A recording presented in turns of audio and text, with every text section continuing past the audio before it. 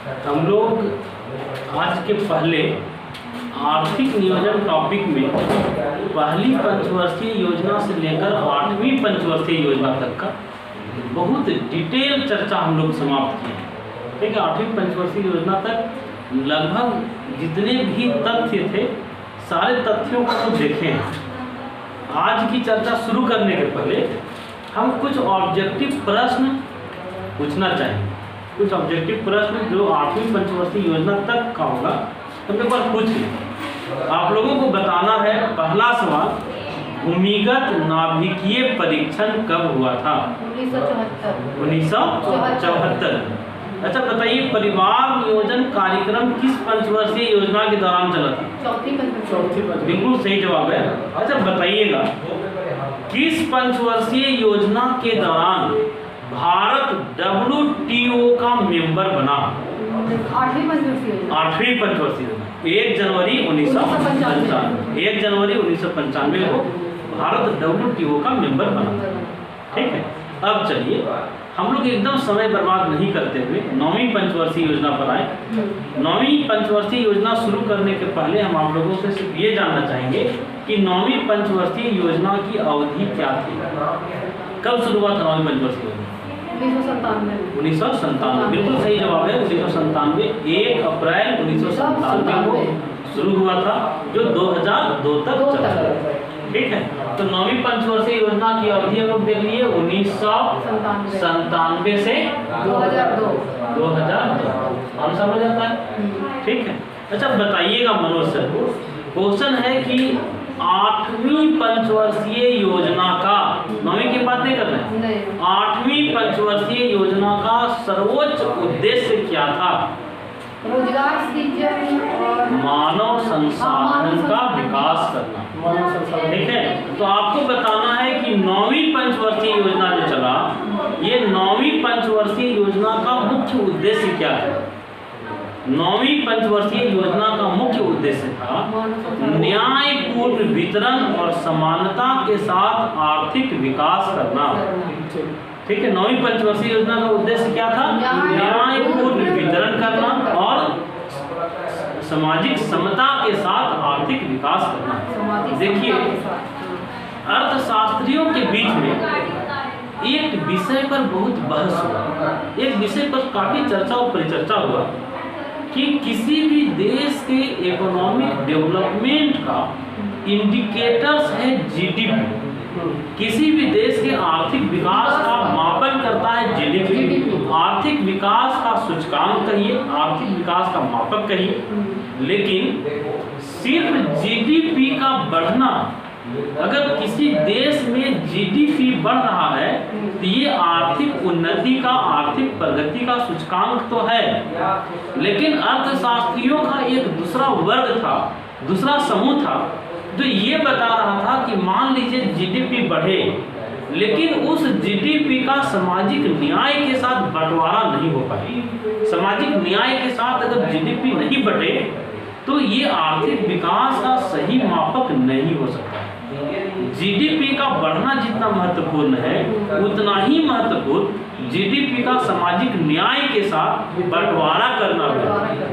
ठीक है, जैसे कल्पना कीजिए कि अभी भी हम देखते हैं कि बरसात का समय है, गर्मी का समय है, जो लोग टेंट लगा करके, एक प्लास्टिक का टेंट लगा करके जो लोग रहते हैं, जो परिवार एकदम किसी खुले मैदान में, GDP के बढ़ने से उनको क्या फायदा हो रहा है? GDP का कोई मतलब है उनके लिए? इसलिए जो 9वीं पंचवर्षीय योजना थी, इस 9वीं पंचवर्षीय योजना में ये महसूस किया गया कि GDP के बढ़ने से ज़्यादा जरूरी है उसका न्यायपूर्ण वितरण करना। क्लियर? सामाजिक न्याय के साथ आर्थिक विकास को आगे बढ़ाना, ये इसका उद्देश्य है। तो हम लोग अभी तक जो चर्चा किए कि 8वीं पंचवर्षीय योजना का उद्देश्य क्या था? मानव संसाधन का विकास। 9वीं पंचवर्षीय योजना का उद्देश्य क्या था? न्यायपूर्ण वितरण और सामाजिक समता के साथ आर्थिक विकास को बढ़ावा देना। क्लियर? आपको बताना है कि 9वीं पंचवर्षीय योजना किस मॉडल पर आधारित है? किस मॉडल पर आधारित? तो ये आगत निर्गत मॉडल पर आधारित है। नौवीं पंचवर्षीय योजना किस मॉडल पर? मॉडल। उद्देश्य क्या था? न्यायपूर्ण वितरण और सामाजिक समानता के साथ आर्थिक विकास। क्लियर? आपको बताना है नौवीं पंचवर्षीय योजना सफल योजना है कि असफल? सफल योजना 8, 9, 10, 11 सफल है सर। 8 सोचिए, नौवीं पंचवर्षीय योजना सफल पंचवर्षीय योजना है कि असफल? नौवीं पंचवर्षीय योजना असफल योजना है। असफल, सफल नहीं। ठीक है, सफल में नौवीं में लिख। तो बताइए तो सफल योजनाएं कौन, असफल योजनाएं कौन कौन? असफल 2, 3, 4 हाँ, और उसके बाद 9, 9, 10, 11 ना। 9, 10, 9, 10, 11। 11 नहीं, असफल 1, 5, 6, 7, 8 वाला ना। हाँ, नहीं अच्छा उल्टा लिख दिए तो उल्टा। ठीक है, तो देखिए चलिए एक बार फिर से जी असफल योजना देख लीजिए। असफल योजना 2, 3, आगे बोलिए 4, 9, 10, 11। ये सारी योजनाएं कैसी योजनाएं हैं? बहुत बार चर्चा किए हैं हम लोग इस पर, नहीं? तो बताइए नौवीं पंचवर्षीय योजना कैसी योजना है? असफल योजना। नौवीं पंचवर्षीय योजना में शुरू में लक्ष्य रखा गया था, लक्ष्य वार्षिक विकास दर का जो लक्ष्य था वो 7%, फिर शुरू में, लेकिन इसे संशोधित करके 6.5% कर दिया गया। लक्ष्य कितना कर दिया गया? 7%। पहले था 7%, लेकिन संशोधित करके 6.5% कर दिया गया, लेकिन प्राप्ति दर रहा 5.52%। क्लियर? अब यहाँ से जो ऑब्जेक्टिव बन सकते थे वो हम लोग देख लिए। नौवीं पंचवर्षीय योजना सफल की असफल? असफल योजना। असफल योजना कौन कौन सी योजनाएं असफल? 2, 3, 4, 9, 10, 11। तो सफल योजना बनाओ, बताओ अंशु। 1, 5, 6, 7, 8, 12, 13 कहाँ से? 12। ठीक है, ये सफल योजना है और ये असफल योजना। क्लियर? फिर हम लोग देख लिए कि नौवीं पंचवर्षीय योजना आगत निर्गत मॉडल पर आधारित था, इनपुट आउटपुट मॉडल पर आधारित था। उसके बाद देखे न्यायपूर्ण, इसका उद्देश्य क्या था? न्यायपूर्ण वितरण और सामाजिक न्याय के साथ आर्थिक विकास को बढ़ावा देना। ठीक है, हम लोग लक्षित विकास दर देखें 6.5%, प्राप्त विकास दर 5.52%, लेकिन शुरू में कितना लक्ष्य निर्धारित किया गया था? 7%। ठीक है, अब देखिए नौवीं पंचवर्षीय योजनाओं में, नौवीं पंचवर्षीय योजना के दौरान कुछ योजनाएं चली। ठीक है, गरीबी उन्मूलन के लिए, रोजगार सृजन के लिए कुछ योजनाएं चली। उन योजनाओं को एक बार देख लिया जाए कि कौन कौन सी योजना चला था नौवीं पंचवर्षीय योजना के दौरान। ठीक है, पहली योजना स्वर्ण जयंती शहरी रोजगार योजना। कौन सी योजना? स्वर्ण जयंती शहरी रोजगार योजना। SJSRY। ठीक है, कौन कौन सी योजनाएं चली बताइए? SJSRY।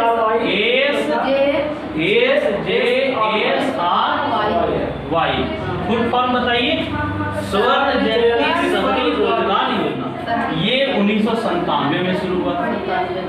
ठीक है, दूसरी योजना जवाहर ग्राम समृद्धि योजना, जिसको हम लोग कहते हैं SGSY। फुल फॉर्म बोलिए? स्वर्ण रोजगार जवाहर, एक योजना है जवाहर ग्राम समृद्धि योजना। ठीक है, कब? तो ये शुरू हुआ था 1999 में। 1999 में। बताइए एक बार क्वेश्चन आप लोगों से पूछते हैं, नौवीं पंचवर्षीय योजना का लक्ष्य बताइए। 6.5। लक्ष्य था 6.5। लक्षित विकास दर, प्राप्त विकास दर बताइए। 5.5। आपको बताना है शुरू में कितना लक्ष्य तय किया गया था? ये सफल योजना है कि असफल योजना? नौवीं पंचवर्षीय योजना की अवधि बताइए। 1997 से। तीसरा योजना अवकाश बताइए। तीसरा तीसरा योजना अवकाश का अवधि बताइए। तीसरा हो गया 80 में हुआ, 78 1990 से 92। ये तीसरा योजना अवकाश है। तीसरा योजना अवकाश की अवधि है 1990 से 92। दूसरा योजना अवकाश बताइए। 78 से 1978 से 80। क्लियर? दूसरा योजना होगा। अच्छा, बताना है आपको कि स्वर्ण जयंती ग्राम स्वरोजगार योजना भी 9वीं पंचवर्षीय योजना में ही चला 1999 में। 99 में कौन कौन सी योजना? स्वर्ण जयंती शहरी रोजगार योजना, हाँ 1997 जवाहर ग्राम समृद्धि योजना 1999 में, स्वर्ण जयंती ग्राम स्वरोजगार योजना ये भी 1999 में, और प्रधानमंत्री ग्रामोदय योजना PMY 2000 और 2001 के बीच में चला। क्लियर? तो 4 योजनाओं के बारे में हम लोग देखें। बताइए तो एक पहली योजना स्वर्ण जयंती शहरी रोजगार योजना, जवाहर ग्राम समृद्धि योजना, उसके बाद स्वर्ण जयंती ग्राम स्वरोजगार योजना, और चौथी PMY प्रधानमंत्री ग्रामोदय योजना 2000 से 2001 के बीच। ठीक है? अब देखिए, क्वेश्चन रहेगा कि निम्न योजना किस पंचवर्षीय या निम्न कार्यक्रम किस पंचवर्षीय योजना के दौरान चला। तो हर योजना को या हर कार्यक्रम को आपको याद रखना होगा कि चला कब, तब ना आप पंचवर्षीय योजना का पीरियड काउंट कर पाइएगा। ठीक है? अब चलिए हम लोग जब चर्चा कर लिए 9वीं पंचवर्षीय योजना की अवधि 1997 से 2002 के बीच रहा, तो आपको याद करना होगा सर कि भारत की दूसरी जनसंख्या नीति, हाँ ठीक है, हम लोग जानते हैं कि दूसरी जनसंख्या नीति 2000 ईस्वी में बनी थी। ठीक है? हम लोगों को पता है कि राजद की सरकार बन चुकी थी। अटल बिहारी वाजपेयी 1999 में प्रधानमंत्री बने थे। ठीक है? राजद की सरकार बनी थी और अटल बिहारी वाजपेयी के टाइम में ही 2000 ईस्वी में भारत की दूसरी जनसंख्या नीति। क्लियर? तो भारत की पहली जनसंख्या नीति कब? 1976। बहुत सारी बातें 1976 से हम लोगों को याद है। भारत के संविधान की प्रस्तावना में संशोधन हुआ था। 42वां संविधान संशोधन हुआ था। सबसे बड़ा संविधान संशोधन था। शिक्षा को समवर्ती सूची में लाया गया था। पहली जनसंख्या नीति बनी थी। क्लियर? फिर आपातकाल भी हम लोग जानते हैं कि कांग्रेस की सरकार आपातकाल लगाई थी 76 में। तो ये बहुत सारी चीजें हम लोग देख लिए। दूसरी जनसंख्या नीति कब बना? 2000। किस पंचवर्षीय योजना के दौरान बना? 9वीं पंचवर्षीय योजना। क्लियर? कौन कौन सी योजनाएं चली याद है आप लोगों को? प्रधानमंत्री स्वर्ण जयंती शहरी रोजगार योजना, जवाहर ग्राम समृद्धि योजना, स्वर्ण जयंती ग्राम स्वरोजगार योजना और प्रधानमंत्री ग्रामोदय योजना। ये 4 योजनाएं चली किस पंचवर्षीय योजना के दौरान? 9वीं पंचवर्षीय योजना के दौरान। ठीक है? अब चलिए दूसरी जनसंख्या नीति किस पंचवर्षीय योजना में? 9वीं पंचवर्षीय योजना। क्लियर? अच्छा बता दीजिए 10वीं पंचवर्षीय योजना की अवधि 2002 से 2007। ये 10वीं पंचवर्षीय योजना का कार्यकाल है। दूसरी पंचवर्षीय योजना 1 अप्रैल 2002 को शुरू हुआ जो 31 मार्च 2007 तक चला। क्लियर? देखिए 10वीं पंचवर्षीय योजना में अनगिनत ऑब्जेक्टिव हैं और हमारी नज़र सारे ऑब्जेक्टिव पर बहुत सूक्ष्मता से रहता है। ठीक है? बहुत बारीकी से हर ऑब्जेक्टिव पर हम लोग चर्चा करेंगे। जैसे आप लोगों को बताना है कि 10वीं पंचवर्षीय योजना का लक्ष्य क्या था। तो 10वीं पंचवर्षीय योजना का लक्ष्य था 7.9%, आप कहिए लगभग 8%। क्लियर? किस पंचवर्षीय योजना? 10वीं पंचवर्षीय योजना का लक्षित विकास दर कितना था? 7.9। 10वीं पंचवर्षीय योजना सफल की असफल? असफल है। सफल की असफल? असफल। 9, 10, 11। 2, 3, 4 2, 3, 4 9, 10, 11 सिंपल तो है। 2, 3, 4 9, 10, 11 कैसी योजना है? असफल योजना है। तो 10वीं पंचवर्षीय योजना सफल की असफल? 10वीं पंचवर्षीय योजना असफल, लक्ष्य से कम विकास दर प्राप्त हुआ था। लक्ष्य था 7.9%, लेकिन प्राप्त हुआ था 7.5%। लक्ष्य के बहुत नजदीक पहुंचा था, ठीक है, लक्ष्य के बहुत नजदीक पहुंच गया था, लेकिन असफल योजना है, ठीक है। अच्छा बताइए, जो 10वीं पंचवर्षीय योजना है उसका सर्वोच्च उद्देश्य या केंद्रीय बिंदु क्या था? तो सर्वोच्च उद्देश्य था सामाजिक न्याय तथा समानता के साथ आर्थिक विकास। हम लोग 9वीं पंचवर्षीय योजना में भी यही बात देखे थे, ठीक है। हम लोग चर्चा किए थे कि अर्थशास्त्रियों के बीच में यह विमर्श शुरू हो गया, यह चर्चा शुरू हो गया कि जीडीपी का बढ़ जाना ही किसी देश के आर्थिक विकास का सूचक नहीं है, बल्कि जीडीपी का बंटवारा भी समाज के सभी वर्गों के बीच में सामाजिक न्याय के साथ होना चाहिए। आर्थिक विषमता की जो खाई है, यह आर्थिक विषमता की खाई टूटना चाहिए, ठीक है। फिर हम लोग चर्चा किए, लक्ष्य देख लिए, सामाजिक न्याय की बात किया, सामाजिक समानता के साथ आर्थिक विकास की बात किया गया। किस पंचवर्षीय योजना में? 9वीं पंचवर्षीय योजना में भी और 10वीं पंचवर्षीय योजना, ठीक है। 10वीं पंचवर्षीय योजना का लक्ष्य कितना था? 7.9%। प्राप्त कितना हुआ था? 7.5। सफल था कि असफल? किस मॉडल पर था? तो योजना आयोग का पत्र किस मॉडल पर था? योजना आयोग का पत्र इस मॉडल पर आधारित, योजना आयोग का पत्र इस मॉडल पर आधारित। अब देखिए, यहाँ से एक क्वेश्चन बनता है, हम लोग किस साल की बात कर रहे हैं? 2002 से 2007, ठीक है। तो 2002 से 2007 के बीच में जितनी आर्थिक घटनाएं घटी, थोड़ा सा हम लोग अपना नजर वहां ले जाए। 2004 ईस्वी, 2004 ईस्वी, ध्यान से मनोज सर देखिएगा। 2004 की जब बात कर रहे हैं तो 2002 से 2007 के बीच का साल है, ठीक है।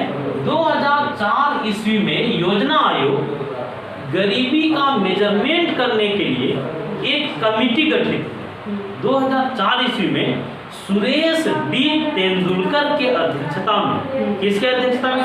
सुरेश डी तेंदुलकर, सुरेश तेंदुलकर के अध्यक्षता में, किसके अध्यक्षता में? सुरेश तेंदुलकर की अध्यक्षता में गरीबी का मापन करने के लिए एक समिति गठित हुई 2004। तो इसका मतलब ये किस योजना, किस पंचवर्षीय योजना?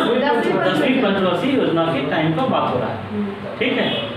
यहाँ से थोड़ा सा पीछे हम जाना चाहेंगे, हम आपका याददाश्त टेस्ट करना चाहते हैं।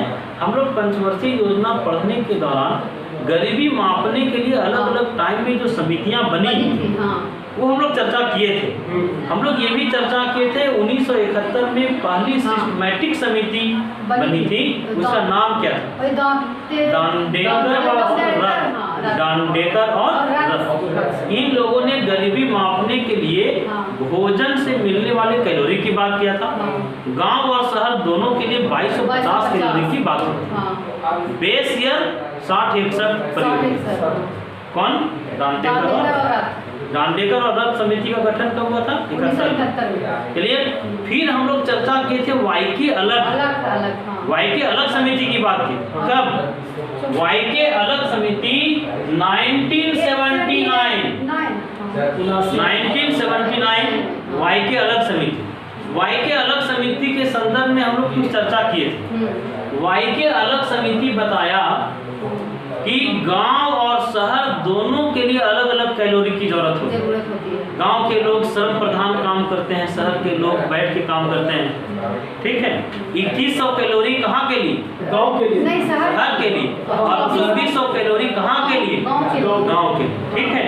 तो वह कौन सी समिति थी जो गांव और शहर दोनों के लिए अलग अलग कैलोरी की बात किया? वाई के अलग। हम लोग ये भी चर्चा किए थे कि भारत में गरीबी मापने के लिए सबसे लंबे समय तक वाई के अलग के फार्मूले को प्रयोग किया, ये चर्चा किए थे। उसके बाद आपको बताना है ये बेस ईयर 1973-74 को माना, ठीक है, 60-61, ठीक है। उसके बाद बताइए आप लोग, इसके बाद समिति बनी थी लक्कड़ वाला समिति। लक्कड़ वाला समिति कब? 1993 में। लक्कड़ वाला समिति कब? 1993 में। गरीबी मापने के लिए लक्कड़ वाला CPI उपभोक्ता मूल्य सूचकांक की बात की थी। उपभोक्ता मूल्य सूचकांक की बात कौन किए थे? लक्कड़वाला समिति का गठन कब हुआ था? 1993 में। ठीक है, यहाँ से देखिए बहुत सारा ऑब्जेक्टिव बन रहा है। 1971 में कौन सी समिति गरीबी मापने के लिए? दालेकर और रथ। कितना कैलोरी की बात किया था? 2250 का। फिर कौन सी समिति कब बनी थी? 1979। क्लियर? गांव और शहर दोनों के लिए अलग अलग कैलोरी की बात किया। गरीबी मापने के लिए सबसे लंबे समय तक इसके फॉर्मूले का प्रयोग किया गया। ठीक है, उसके बाद हम लोग बात की लक्कड़वाला समिति 1993 में गठित हुआ था।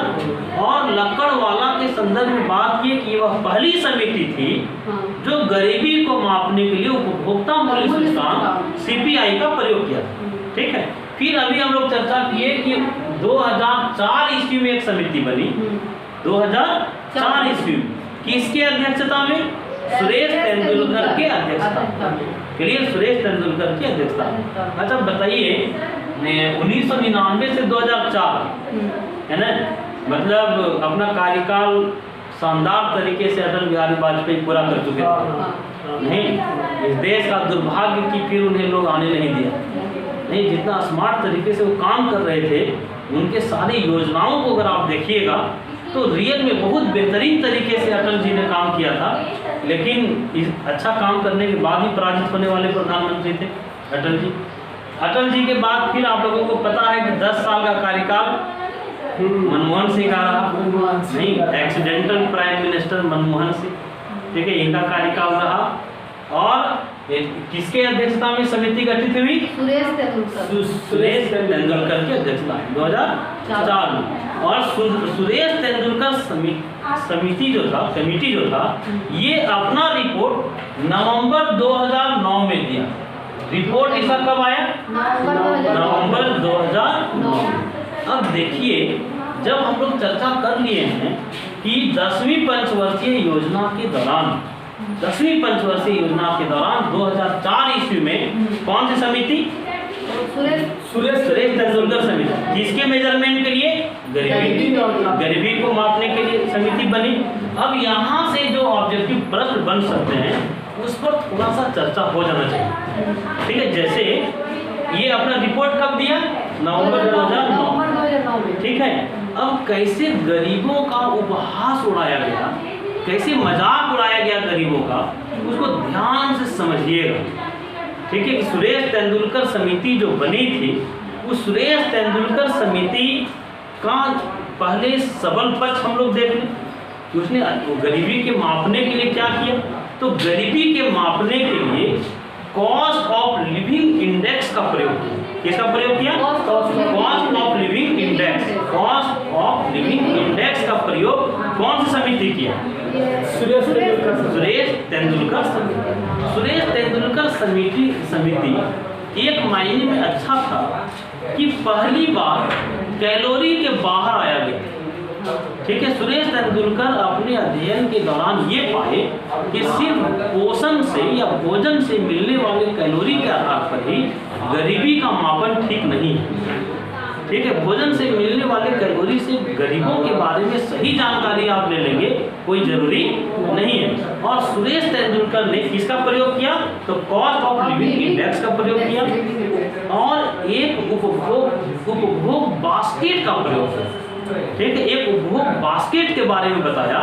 उस बास्केट में क्या था? सुरेश तेंदुलकर ने जो उपभोक्ता बास्केट का बात किया, उस बास्केट में, ठीक है, या बहुत सिंपल तरीके से कहिए कि एक टोकरी का प्रयोग किया। उस टोकरी में क्या था? तो उस टोकरी में शिक्षा भी था, उसमें स्वास्थ्य भी था, उसमें मनोरंजन भी था, उसमें टिकाऊ उपभोक्ता वस्तुएं भी थी।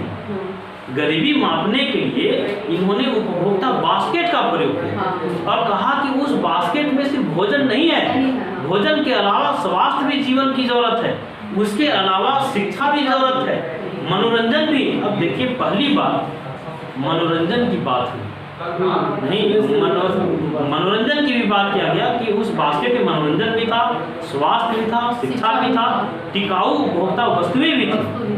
ठीक है, तो ये उनके बास्केट में था।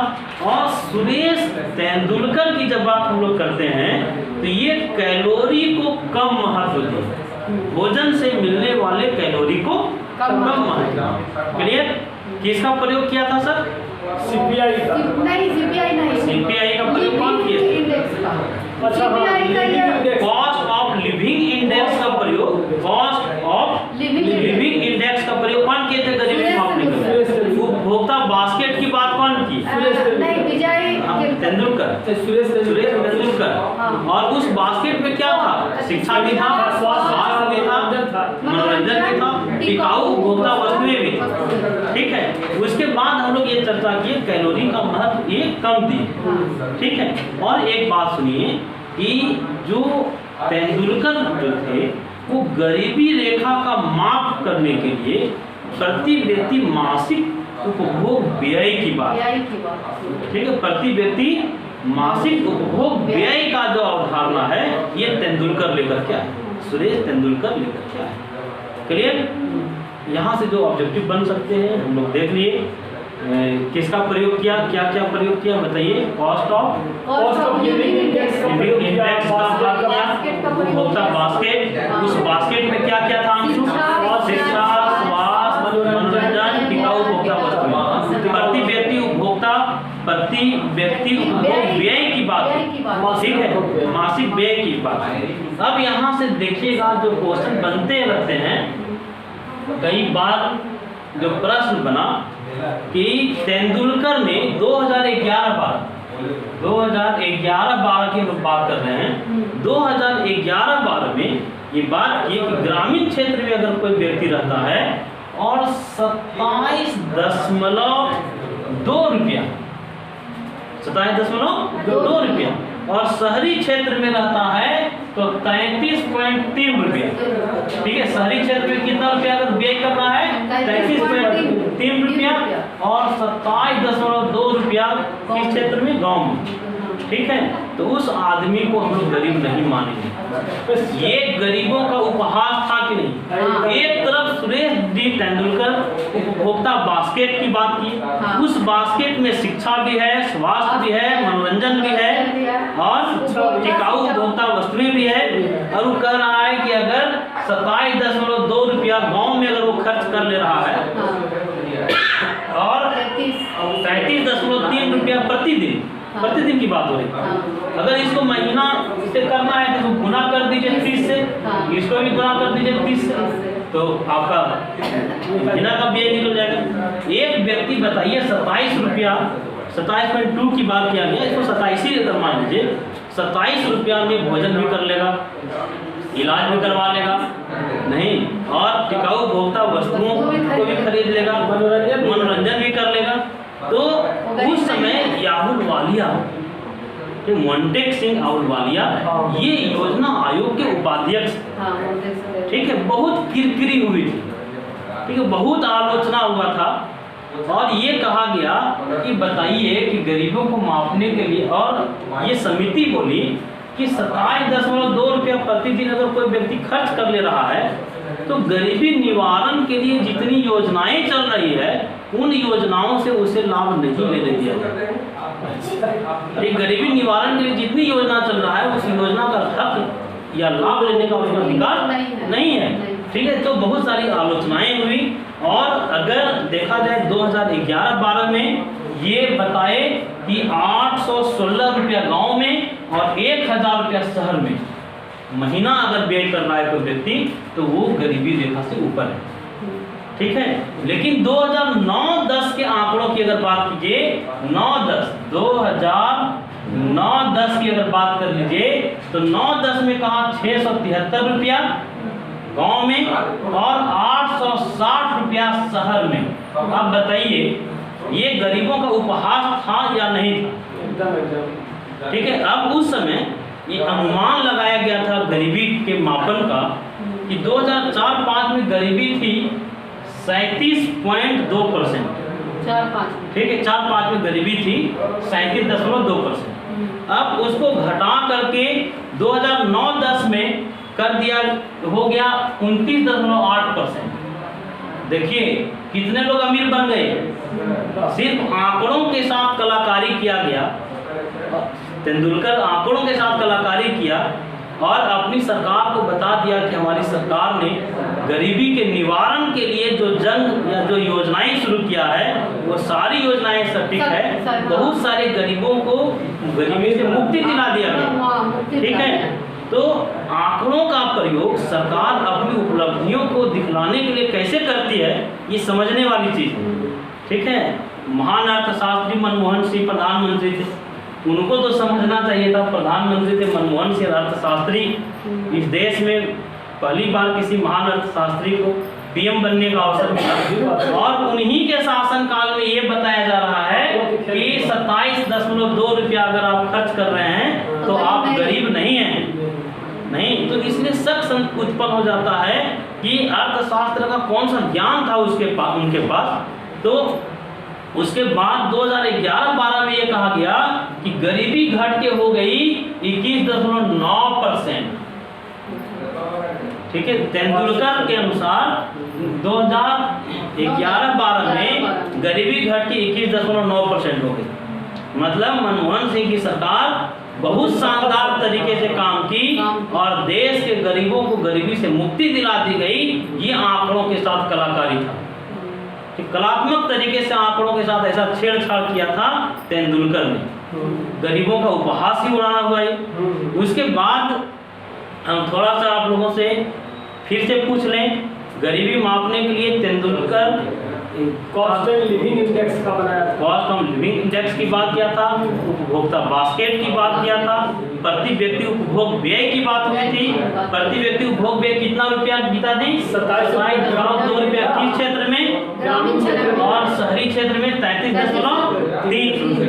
ठीक है, महीना का हम लोग देखें 816 रुपया कहाँ? ग्रामीण क्षेत्र और शहरों में कितना? 1000।